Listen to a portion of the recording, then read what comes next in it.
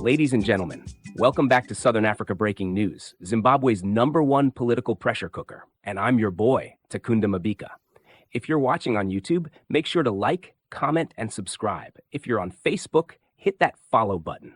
This is the home of real talk, real sources, and real Zimbabwean hope. Now, let's get into it. So yesterday, 6th of May 2025, Parliament reopened. And trust me, the air inside that building was tense. Not your mother-in-law is visiting tense. No, we're talking country's future on the line kind of tension. You could feel the heat from outside the gates. Even the mosquitoes were nervous.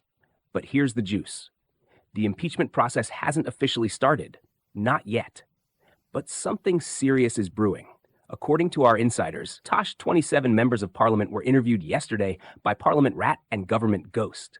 These two don't just gossip, they bring the whispers straight from the hallways of power. Let's break it down, with names protected for the most part, but the facts steaming like fresh sadza. What the MPs said. Summary. Out of the 27 MPs we spoke to, 19 MEPs said they fully support removing Mnangagwa through a constitutional process. 5 admitted they were approached. Yes, approached with blessings in envelopes. But even they said, Takatora, but the people's cry is louder than money. 3 are still singing Edie's song, but their voices are cracking, and the choir is getting smaller. One brave MP even said, we took the fuel coupons, yes, but that won't stop the storm that's coming.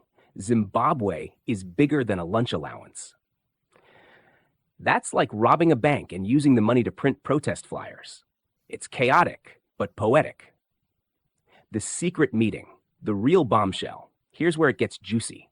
Our insider Parliament Rat confirmed that in the late afternoon of May 6th, a private meeting was held between a select group of MPs. This wasn't a tea party. This was serious business.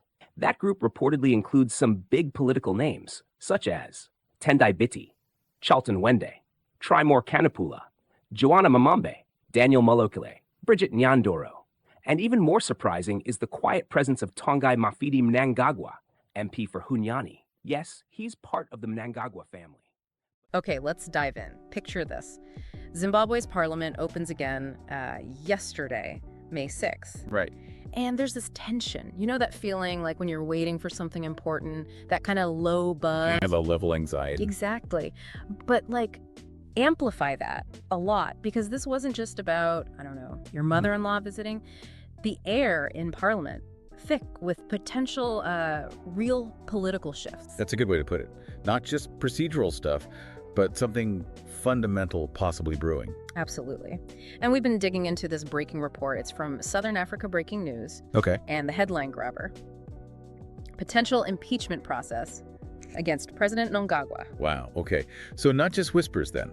This report has some substance. Well, they claim it does. They say their source, they call them the Parliament Rat and Government Ghost, kind of colorful names, spoke directly with MPs, 27 of them. 27. That's a decent number, not just 1 or 2 disgruntled voices. Right. It suggests something more widespread, potentially. And the outlet, they're pushing this line. Real talk. Real sources. Setting the stage for something credible. Or trying to, at least. So that's our job today for you listening. We're going to unpack what this report actually says. What did these MPs reveal? What might happen next? Basically, cutting through the speculation and getting to the core of what this specific report claims. Exactly. Giving you that clear picture, fast, so you're informed. Okay, so what did the report find from these interviews? What are the key takeaways? Right, the numbers first. Out of those 27 MPs interviewed, 19 reportedly said they support removing Mnangagwa constitutionally. 19 out of 27. That's over 2/3 of their sample. Significant. Definitely signals a strong sentiment within that group, at least. But is it solid support? Or are there nuances? Politics is rarely black and white, right? Totally. And here's where it gets really interesting. 5 of those MPs, they apparently admitted being approached with blessings and envelopes. Ah, the euphemism. So bribery attempts, essentially. Seems like it, but even after admitting that, they apparently said, the people's cry is louder than money. Now that's a statement. Whether it's genuine conviction or political positioning, it's still quite something to say on record, even anonymously. It really is. Then you've got 3 MPs who are, still backing Mnangagwa. Okay, so still some loyalists. Yes, but the report suggests even their support seems, well, weaker, softening, like the ground might be shifting under them. So the core group of supporters might be shrinking, or at least getting nervous. That seems to be the implication. And there's this one quote that really stood out. An MP reportedly said something like, "Yeah, we took the fuel tube bombs." Okay, admitting to taking something? But that won't stop the storm that's coming. Zimbabwe is bigger than a lunch allowance. Wow, that's quite blunt. Isn't it? And they even compared it to robbing a bank and using the money to print protest flyers. Huh. This is a vivid image. Yeah. Chaotic, self-defeating almost, but it captures a sense of, like, desperation or inevitability. Exactly. The report called it symbolic. Captures the mood, perhaps. Okay, so that paints a picture of the general feeling among those interviewed MPs. But you mentioned a bombshell. Right. This is what the report really flags as the big development. A secret meeting. Secret meetings are always intriguing. When did this happen? Apparently late afternoon on May 6th, the same day Parliament reopened, a select group got together privately. Outside the usual party structures, presumably. Seems so. And the names reported. Some big ones. Tendai Biti, Tarleton Wende, Trimor Kanapila, Joanna Mambe, Daniel Maloko, Bridget Nyanduro. Familiar names, mostly from the opposition benches, right? CCC figures. Mostly, yeah. But then, Tonga Mafidi Mnangagwa. Wait, Mnangagwa, as in related to the president? The very same. President Mnangagwa's relative, MP for Hunyani, reportedly in this meeting. Okay, that is a bombshell. That changes the dynamic completely. Hasn't it? The report notes he's been pretty quiet on the whole 2030 campaign thing. Right, the next election cycle push. And now he's reportedly in a meeting discussing, well, the report implies it was about impeachment with opposition figures. That suggests potential fractures not just in the ruling parties and UPF, but maybe even within the president's own circle, his family network. That's the huge implication, yeah. A potential crack right at the center. And crucially, you said opposition figures. But was it only opposition? No, and this is key. The report stresses it included members from both CCC and ZANU-PF. Ah, so cross-party discussions about impeachment. That's highly significant. Yeah. That transcends normal political divide. It really does. It suggests the pressure or the objective might be unifying people who are usually opponents, at least on this issue. So if this meeting happened, what's the next step? Did the report give any timeline? Yes. And this is where it gets very immediate. According to an MP who was supposedly in that meeting, Okay. the official filing, the start of the impeachment process, could happen today, May 7th. Today, as we're talking. That's what the source claimed. So yeah, things could be moving very, very quickly. That adds a whole layer of urgency, doesn't it? We're not just analyzing history. This could be unfolding right now. Precisely. And the mood around this, the report mentions via their government ghost source that some MPs leaving that secret meeting looked like they'd seen Jesus in the hallway. Wow. Okay. That's dramatic. Suggests the conversation was intense, maybe even shocking for some. You'd think so. And there's another quote, supposedly whispered by an MP, "We may have to let the old man go quietly." Quietly. Interesting choice of word. And then they apparently added, "This heat is not political anymore, it's spiritual." Spiritual. That's unexpected language in this context. Yeah. What do you make of that? Well, it definitely conveys a sense of gravity, doesn't it? Like they feel this is bigger than just political strategy, maybe touching on, I don't know, the soul of the nation or destiny or just extreme pressure. Or perhaps just very strong hyperbole to express how serious they think it is. But still, a striking phrase. For sure. But then, politics being politics, there's the other side. The cynicism, the performance. Exactly. The report calls out some Oscar-worthy acting. MPs suddenly acting shocked, I tell you, at the idea of impeachment. The same ones who maybe weren't saying much before. Precisely. Silent when pensioners were getting, 40 zig a month? Or when bread cost 50 zig? Now suddenly they're deeply concerned.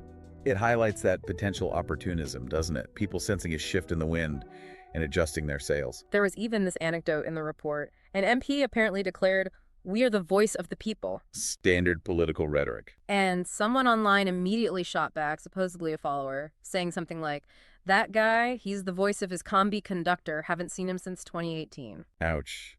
Yeah, that captures the public skepticism perfectly. The gap between the rhetoric and the reality for some people. It really does. So, okay, let's pull back. What does this boiling pot mean for everyday Zimbabweans? Yeah, what's the potential impact here?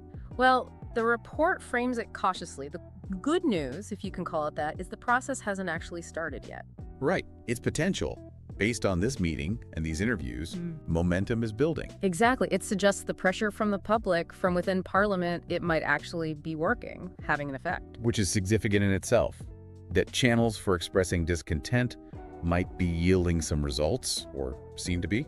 And the potential significance here, it's huge. This could be genuinely the first proper constitutional impeachment process since independence. Without the military stepping in, without backroom deals dominating. Exactly. No violence, no coups, just using the Constitution. That would be, well, a landmark. A sign of democratic processes potentially maturing, perhaps, even amidst crisis. Maybe. There's a quote from an MP from Mikatilian. This isn't rebellion. This is restoring dignity. That frames it not just as opposition, but as something constructive. Rebuilding something. It gives you a sense of the motivation, for some at least. It's not just about power, perhaps, but about principle. And dignity. A powerful word in a country with a complex history. And the report ends that section with this evocative line, referencing the ghost of Muinanda humming "Zimbabwe shall never be a colony again." Even of corruption. Yeah, I saw that. Linking the current struggle to the liberation struggle.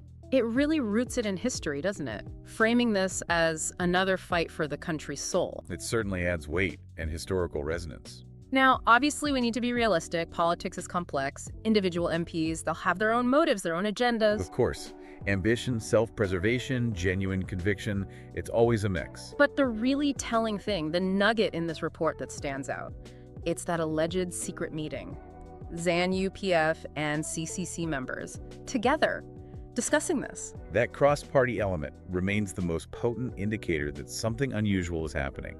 It speaks louder than almost anything else. It really does. And, you know, if any MPs are listening, the report kind of puts them on notice. Saying their actions are being watched, that history is watching. Yeah, that they could be on the right side of history, depending on what happens next. It really does feel like, well, a hinge point.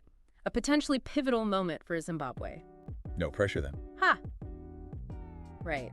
So let's just quickly recap the core takeaway here for everyone listening. The main point is this very real possibility, maybe even imminent possibility, of an impeachment process against President Mnangagwa. Driven, according to this report, by significant cross-party discussions happening behind the scenes, revealed through these insider interviews and source claims. And we've tried to break down what the report says, the key players mentioned, the potential timeline, and the general atmosphere around it. Giving you that informed perspective quickly, which is what we always aim for in these deep dives. Cutting through the noise, hopefully. So here's something for you to think about as we wrap up. We know MPs likely have mixed motives, right? Always. So considering that mix, the potential conviction, the opportunism, the fear, maybe what do you think is the most likely outcome here, if this impeachment push actually happens? Yeah, does it succeed? Does it fail? And what does either outcome mean for stability, for governance, for the future path of Zimbabwe? Lots to consider. It's definitely a complex situation, and as we said, the next chapter could be starting, well, right now.